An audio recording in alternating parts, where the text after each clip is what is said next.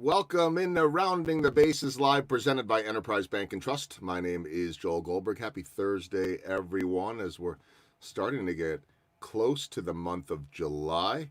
By the way, July 1st is supposed to now be the first day of spring training 2.0, or we could call it summer training. I don't know that we've ever had that in baseball. I've said it over and over again. I'll keep saying it. This podcast will continue. I am blown away by the interest and the amount of, and I could just tell, not just on the numbers, but also everyone that's reaching out about guest opportunities. And I can't even handle all of them, and trying to kind of sift through that and figure out what works and what doesn't. But got some amazing guests coming up, which I think is the case every single day. And I do want to give a little heads up that the podcast in July will be switching, even next week, from noon to 9. This just gives me the flexibility, gives me the flexibility to, if we have a day game with the Royals, to not have to put the show off. And so I do try to stick to the same time when I can, as frequently as possible for consistency. But I want to say that with a little bit of different booking things going on, somehow next Tuesday, final day of the month, has turned into me having not one show but three. So we're going to call next Tuesday the Tuesday triple header to end June like that. And three really, really awesome guests.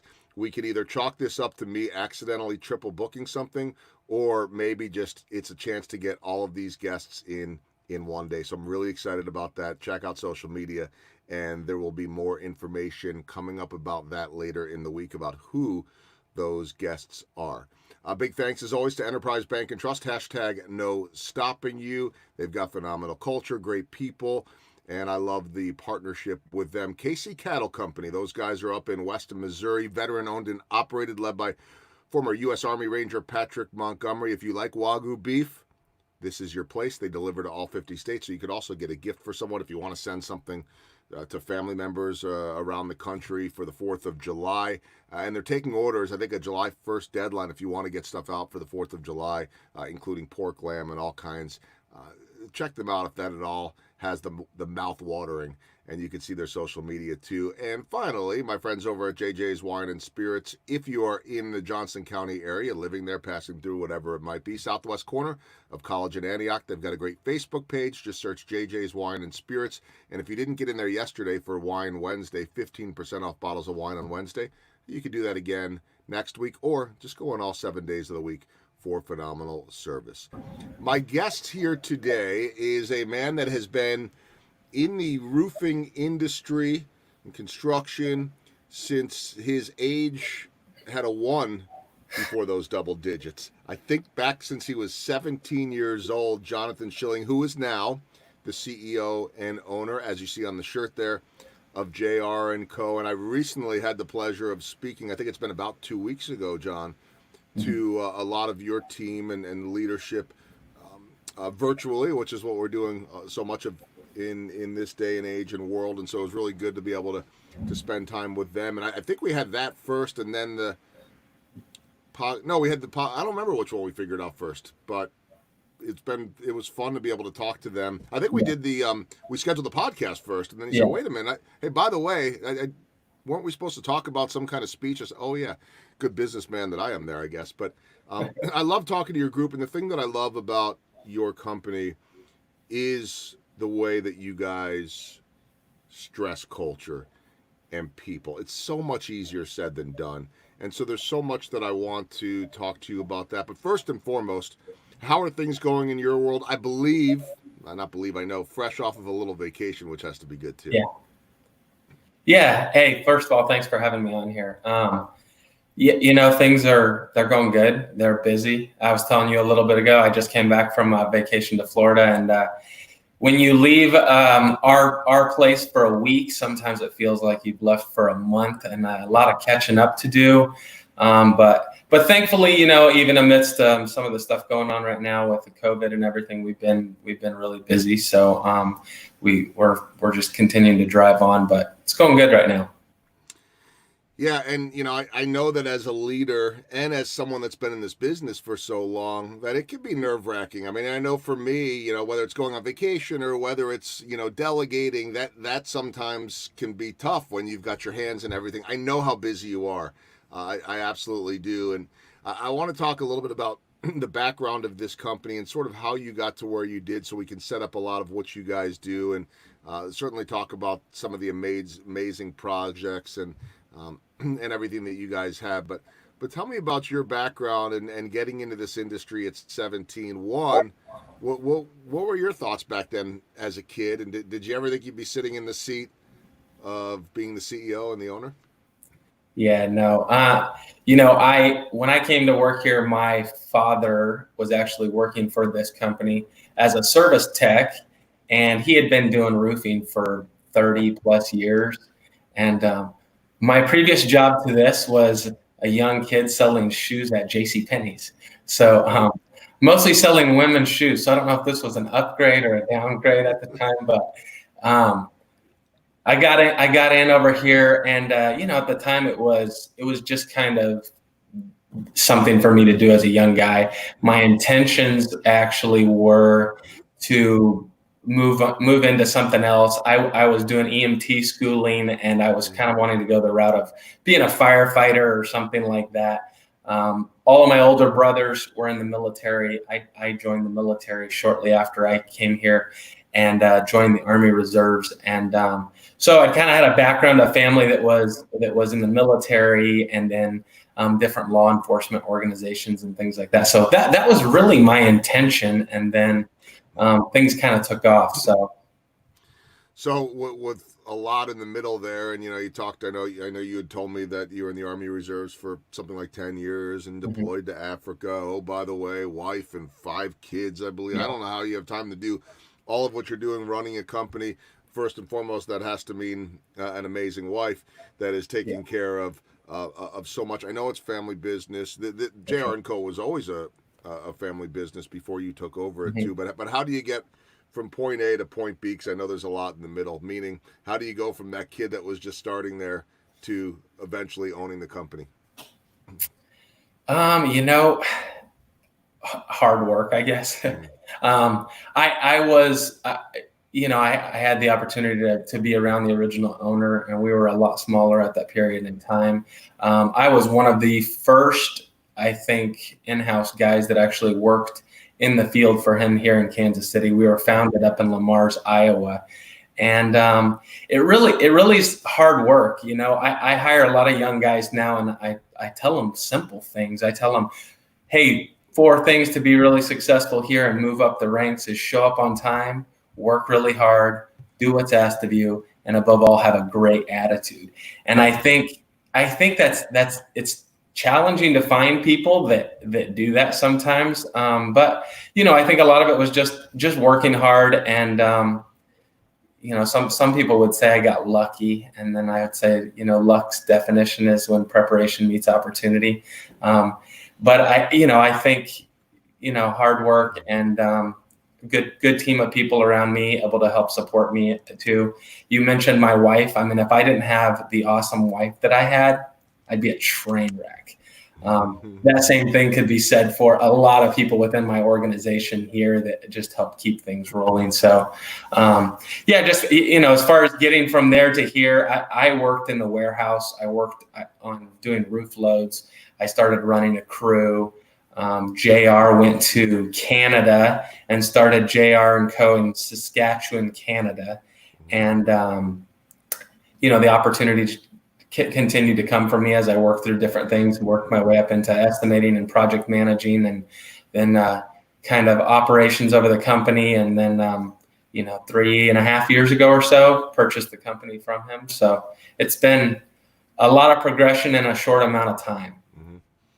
It's awesome. I love the story and the hard work and everything you said. And I've thought about this a lot lately too. I mean, um, we all need a little bit of luck, but we also always create that luck. It's Yeah. very rare that you win the lottery, so to speak, right? But I caught breaks every step of the way with my TV career, but none of it was ever just oops, I stumbled into this. It all Yeah. came with some type of lead in that got me to there. And so, even my first break came from knocking on a lot of doors and putting myself out there and trying to get to the front of the line instead of waiting for something that was never going to happen. So we create our own luck, and we also could take that away too Yeah. by poor habits. So I think that's always important. This message, by the way, came in there. Well, yeah, there you go. Is that 1, 2, 3, 4, I see 5 kids in there. Yep, I see 7 shillings. that's right. Yeah. By the way, she wasn't responding to you. That message came in before you were saying all the nice things. So she Okay. strikes first. Nicely done, Rebecca. But it's interesting to me because as you said, JR and Co.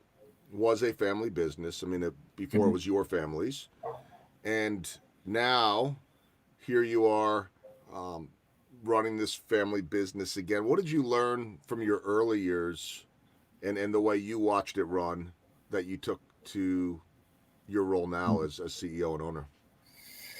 Yeah, there's really a lot of things. The original owners, John and Christy Skeller, they really worked hard to take care of people, and Hmm. there was some challenging times in the past, and um, you know, I watched my dad work here for a period of time when we had to do some layoffs back near 2008, and JR was very careful about really trying to do everything he could to still keep a guy with his family taken care of to the best that he could. And those are the simple things that I think we hear people say a lot of the times.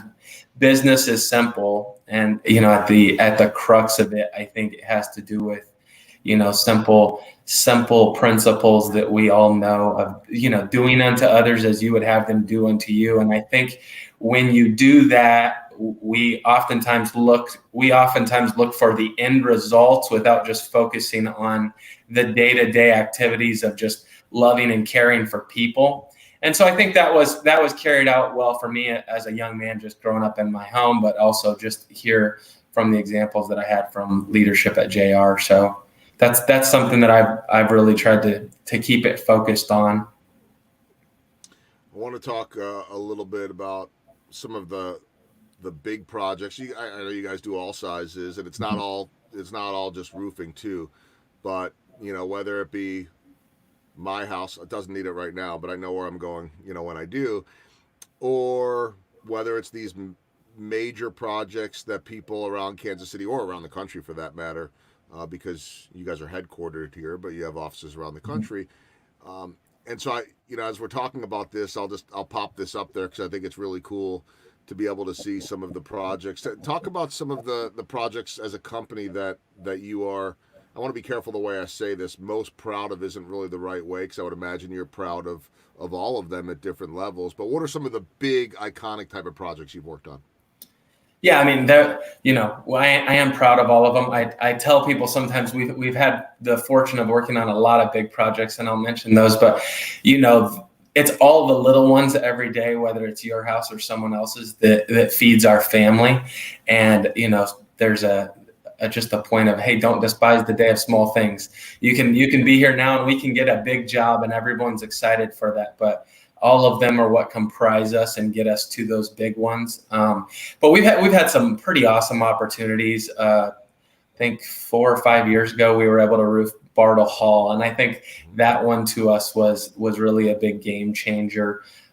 For years, we held the Kansas City, Missouri's maintenance contract, and we're able to work on really a lot of just iconic places within the city. We've roofed the City Market complex in downtown, Commerce Tower, City Hall, had contracts on Fort Leavenworth, and have done a lot of things there for their PXs, and the same type of thing in Colorado for Fort Carson out there. A lot of really cool projects that we were involved with storms and stuff that came through. So those are some of our biggest ones.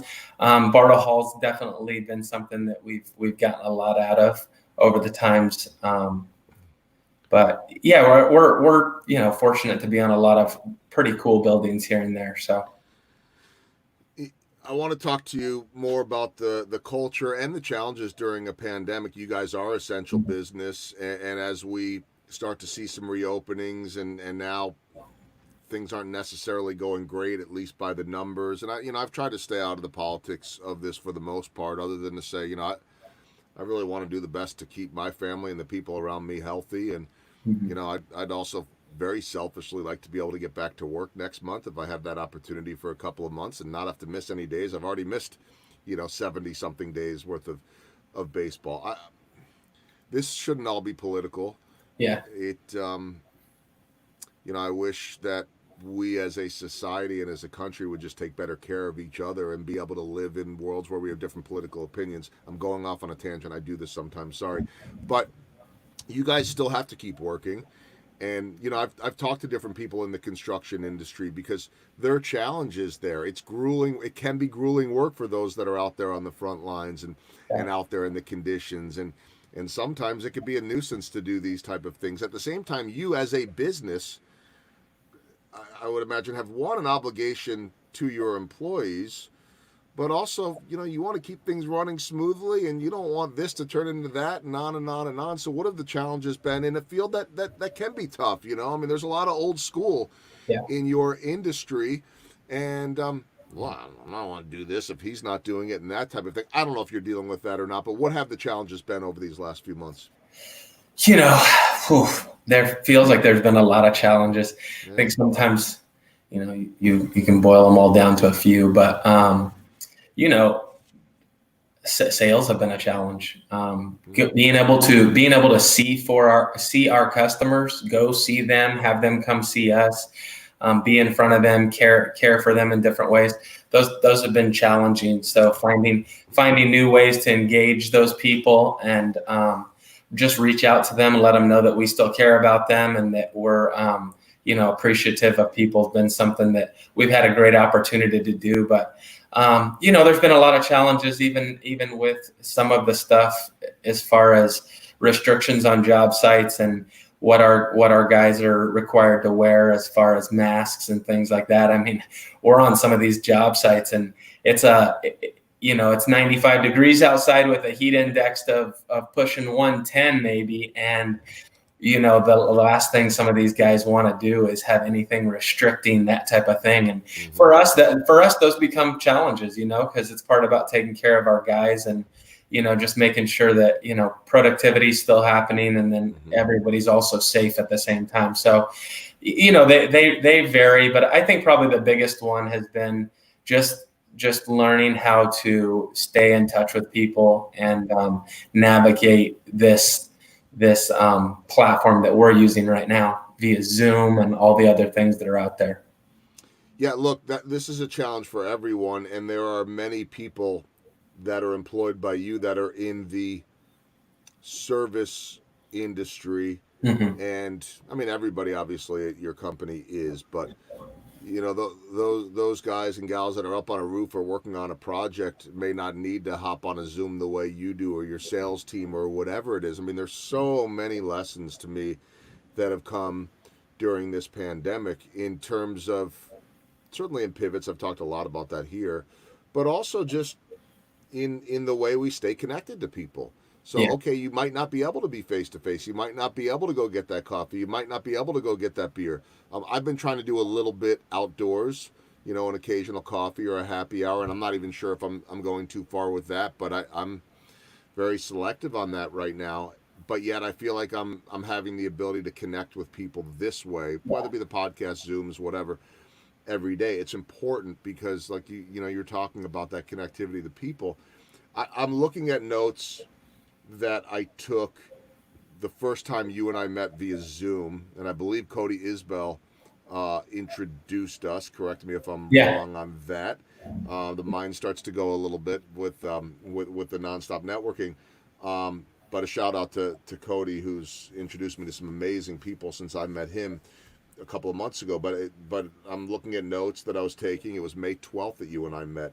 And I'm reading this off because my question to you is going to be how, if at all, have things changed in terms of what you've done and your perspective, because now we're at, a month and a half later. You talked about it being challenging times, about the playbook changing weekly, if not daily, Mhm. and the importance of staying positive. Has that playbook at least slowed down in terms of change? Has it gone more from daily to weekly to even monthly, or is it still a work in progress?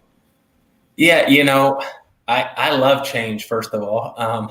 Too much for some people. I often tell people to change is to improve, to change often is to perfect. So I like change, but there's been an immense amount of change lately that, you realize you don't necessarily have a ton of control over.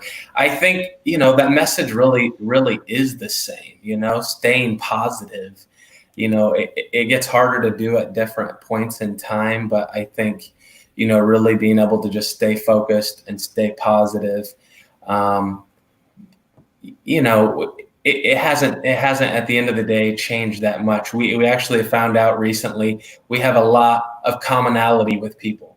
Um, Mm-hmm. I mean, without being political, there's so many things right now that would be polarizing to people. And at the end of the day, we really have so much in common. And I think being able to sit back and recognize that we're all dealing with some of those same struggles, and you got to sit back sometimes, I think, and remind yourselves of the blessings that you have in your life.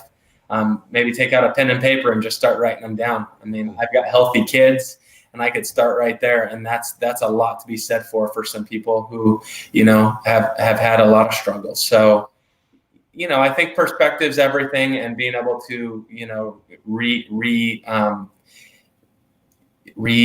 just focus yourself and get that perspective in line, I think, is key. But I, man, I couldn't agree with you more. And I keep talking about all of these P words that have come during this pandemic, and I wasn't trying to get creative, but you start thinking about pivots and yeah, people and perspective and positivity, uh, purpose. It just, I've had a lot of time to think about this stuff. And to me, perspective is always important. It's important every day. It's so interesting, too, Jonathan, to hear you and everything you're saying about having more in common than our differences that are so often highlighted. I just had the same exact conversation on a Zoom with a guy who's going to be on the show soon. He's actually the great grandson of Dwight Eisenhower, oh, and he runs an organization, and it's a humanitarian organization, and they do stuff all around the world, and it's exactly what he was saying. We have so much more in common than we realize, and it would be, boy, I just wish that we could be reminded or remind ourselves of that more often. And it just makes me think, like, when we were talking, you said, I'm looking at my notes here, you said people like certainty. yeah, You said, so you have to have that chance to leave a positive impact every time you talk with them, and that's interesting to me. I mean, I totally agree with it, but as a guy that likes change, that embraces change, that encourages change, and as a guy that I think probably moves fast and has a lot going on, how critical is it for you as a leader to circle back to that certainty piece, especially at a time right now where there's so much uncertainty? yeah. I mean, I think it's vitally important. I mean, we've got to do it. We've got to do it often. I mean, you got to do it. You might have to do it. You might have to do it once an hour on a really bad day, Mm, but you've yeah. got to come back to those positive things that are out there. I, I'm ready to plow through and move ahead. That's the soldier part of me from my Mm-hmm. ears. I'd say violence of action secures the victory. It's hard when you're uncertain because you don't know where to take that violence of action and apply it to the issue. You're just kind of in a little bit of a lost state. So you got to go back and you've got to look at the positive things as often as you can and re-engage what you can and continue to do something. So. You mentioned to me that you guys have done a lot of military work Mhm. in terms of Air Force, Army, and so those obviously are projects. I think those would be projects that would move anyone that loves our military and our servicemen and women. But you also said to me, now you have to start getting into the whole Army, razzing the Marines. Tell me about two things there. One, how much it means to be involved with projects like that, and two, I'm just, because I love the competitiveness. I Yeah. love the ultimately everybody's on the same team, right? You're For sure. here to serve and defend the United States, but boy, it's a lot more fun when there's a little bit of this going on in a fun way too. So tell me about the projects, what they mean, and then also some of that fun love. Yeah, the projects are cool. We do have some fun love around here. If you're from outside, you're kind of like, man, what's up with these guys? They hate each other. No, we don't hate each other. But yeah, we've been able to work on some cool projects, and I think there's some big munitions plants around here in town that we've been able to work on, and it feels like you're getting back out there and being able to still serve that brotherhood that you worked for, and still help with that effort that helps protect our country and help protect the buildings and the facilities that help make some of those things, and help protect and house the people that do that. So I think it's a pretty satisfying feeling to be able to be a part of those projects. As far as some of the fun-loving razzing, I mean, I'm in the military. We all joke around. You call the Air Force guys the chair force. At the end of the day, they're always going to be your best friend when you're in need and they fly over. That's your best friend in the world, right? And so I think we recognize that as much as we get down and we kind of poke at each other a little bit. Very fortunate to have a lot of those guys here, and I think there's a lot of camaraderie that stems from that internal to us. And then there's the commonality that we kind of march to the same motivation and things like that we can kind of relate to each other, and I think that's been a pretty fun part of JR.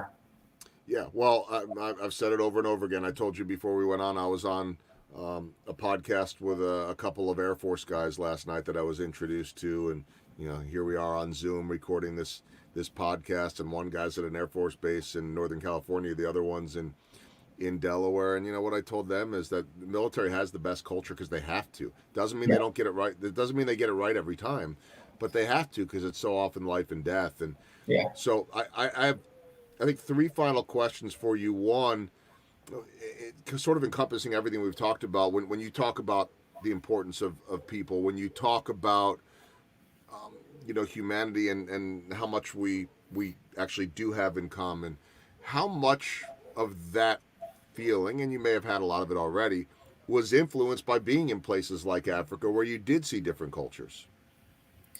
Yeah, I think a lot of it. I was raised in a pretty large family too, and my parents took people in all the time as a kid growing up, and I watched them bring people in and help them through tough times. We had people from all walks of life, from all different things that Awesome. we were able to serve and help as I was growing up, and then going overseas and seeing the situation in some of these other countries, and it definitely helps shape your perspective on what we have that we're grateful for. And I'm forgetting what your question was a little bit because I probably rabbit trailed on you. No, I think you got it. It doesn't mean that I remember exactly what it was either, because that's the way I roll. But no, I mean, I was just really about the influence and what you saw, and actually you took it to another level, because and what I sort of wondered too, without asking it, was, okay, so you got some of that perspective from your trips overseas and all that, but also the way you were raised, obviously is. Yeah. And look, there's some things I talk with people here a lot. I've been in the military. I've led guys there, and there's a lot of these values that really are instilled in the military that I think I've carried with me through my day-to-day stuff. And some of the values we talk about, we all talk about these ones that they sound really hard: having pride and honor and integrity, and really some of the more difficult things that I found that really make an organization like the military, or a group of people strong, have to do with those values that we don't post up as much, right? Humility, putting other people's needs above your own, having empathy, being able to actually see where someone else is, see their viewpoint in a situation. Those are the type of things that make a Medal of Honor winner. That guy that sees the guy in trouble and puts his own family aside and his own life aside and rushes out there to protect and help that person. And so I think there's a lot of those type of things that you see very strongly baked into the fabric of an organization like the military, that as much as I can, it's something that we want to push into the fabric of our company, and help it be the way that we lead people and care for customers. I love it. It's huge. All right, so last two things. One is a question that I ask a lot of my guests, is using the baseball term small ball. So I put it to you this way, and actually this is going to be stuff you've already covered, so it'll be a little bit of a summary. I suspect it can be whatever you want it to be, but to me, I like to ask the question, what is small ball? What are the little things that add up to the big things? We sort of touched on it too, like, a Bartle Hall is a home run, right? Mm-hmm. But what about that smaller project? And I'm not talking about projects per se, but what are the little things in the JR and Co world that add up to the big things? What are those little bunts and singles and sacrifices that ultimately lead to the home run?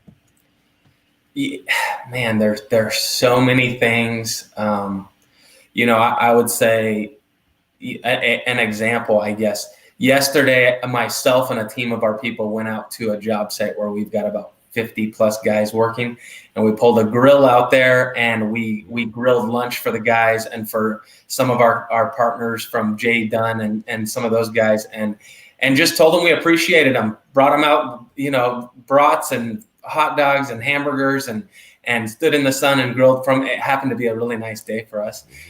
It wasn't one of those 100-degree days, no. But those are little things that I think happen here that really help drive us to be able to be successful on some of the big things. So, that's one example. There's plenty of other examples, and just how we interact with customers out there. And, you don't, too much of the time it's this big sale. That the big sale is really the outcome. It's the home run, but it's the outcome of all of those small ball things, right? You just have to take care of people. You have to love people. And sometimes you get a big thing off of it down the road, and other times you get the reward of being able to care for people. So couldn't agree with you more. I love that you broke out that example too, because it's, first off, it's fresh. It just happened yesterday, and I tell people all the time, it doesn't have to be a donation. It doesn't have to be a gift. It can be anything. It just, there are ways to always help people out, and ways to do the little things that do make an impression. Throw before the last question, we've got a few posts from LinkedIn from YouTube, and also from Facebook. Actually, it looks like all these came in on YouTube.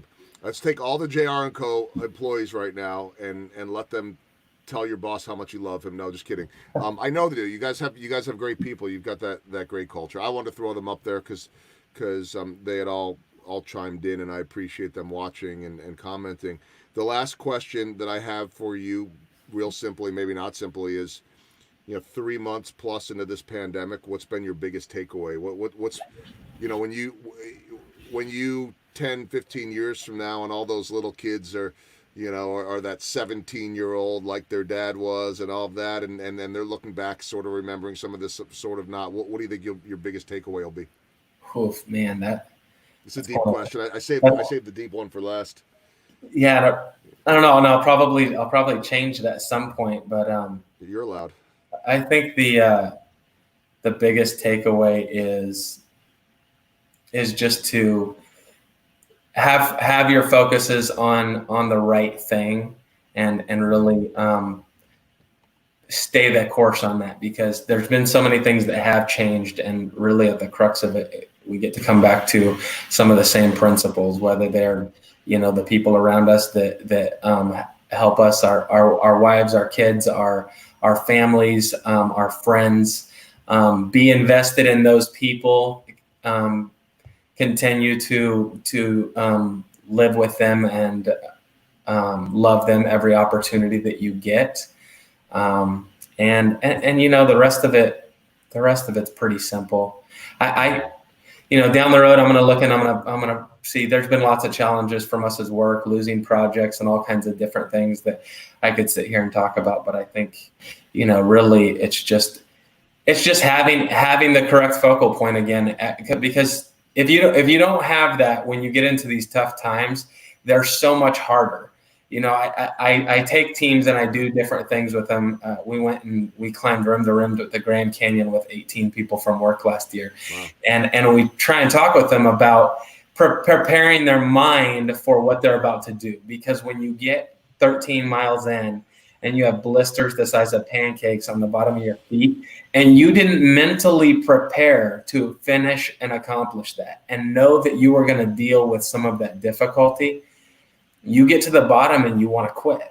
Wow. And so you've got to focus in on what you know to be true, and you got to focus in on the task at hand, and then be ready to push through it. So I think that's the biggest takeaway.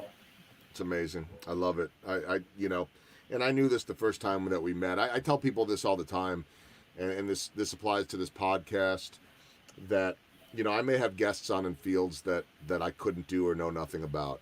Right, you're not going to put me into the roofing industry. You're not going to put me into the banking industry, on and on. Although I could get into any one of those fields if that role involves people and culture.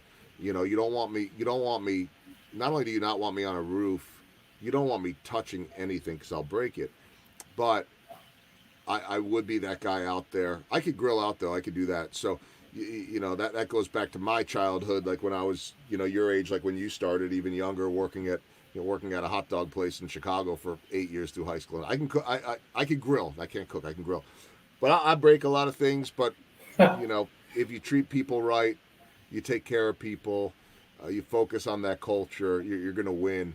Not every time, but ultimately, you're going to win. So I think you had. I did tell people, if we want to say good things about the boss, I don't know if Liz is an employee or not, but is Liz an employee?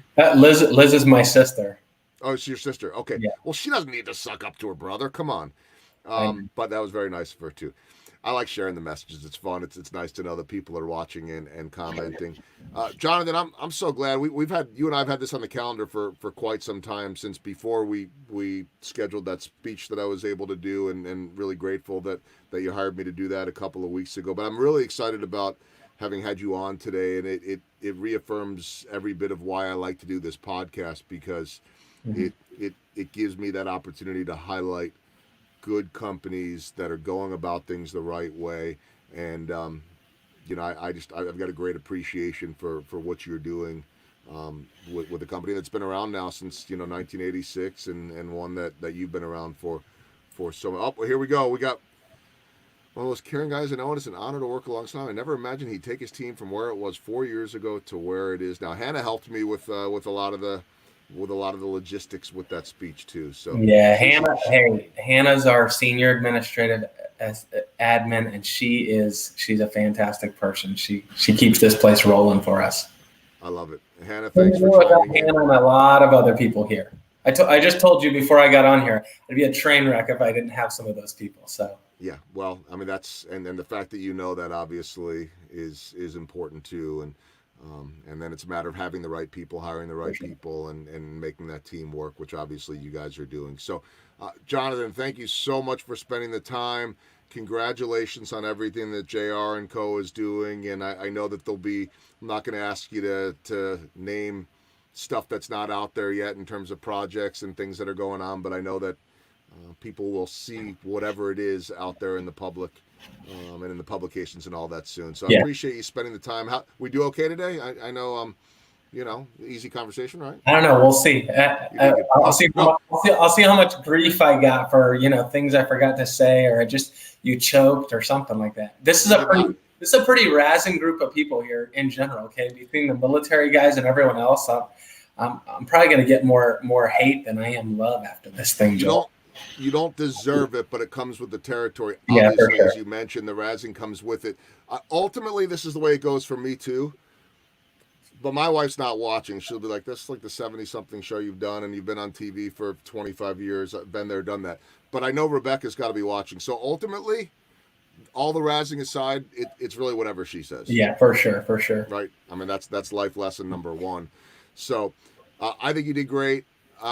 And you deserve whatever razzing comes your way, because that is one of the many pieces of the culture that makes things so good That's for sure. at JR and Co. Appreciate spending the time. Stay healthy. Good luck with everything, with the company, with the 5 kids, and continued success, my friend. Hey, thanks so much, Joel. I appreciate you having me on. Appreciate you speaking to our team and these times, and just keeping us motivated and stuff too. It's been great. Need to get to know your team better, so that when I finish a speech, they can razz me too. Yeah, you're gonna have to come out to one of our family days whenever that's allowed at some point. We already talked about that. I will, and they can. I'll bring the ring out. They can take pictures and razz me all at once. I will gladly take it. So, sounds good. I appreciate it, man. Stay safe. Hey, thanks so much for having me on. Have a great day. All right. Yep. Jonathan Schilling, our guest here on Rounding the Bases Live, presented by Enterprise Bank and Trust. Just got a message in from Enterprise a little while ago. I said, hey, by the way, I'm doing this triple header of Rounding the Bases next Tuesday. They said, yep, we're in. So excited about that. And as always, a big thanks to my friends at Enterprise Bank and Trust. Hashtag no stopping you. Jonathan talked about the importance of that military culture. That is certainly the case at KC Cattle Company, veteran owned and operated up in Weston, Missouri. Wagyu beef. Get those orders in online right now for the 4th of July before it is too late. Their social media will keep you updated. Just trust me when I tell you, it is worth it. We get the deliveries regularly here. JJ's Wine and Spirits, southwest corner of College and Antioch. If you are in Johnson County, in Overland Park, Wine Wednesdays, 15% off bottles of wine. They are there all 7 days a week and have phenomenal service and selection. That's going to do it for another episode of Rounding the Bases Live, presented by Enterprise Bank and Trust. Thanks to Jonathan Schilling. I'm Joel Goldberg. See you back here tomorrow, everyone.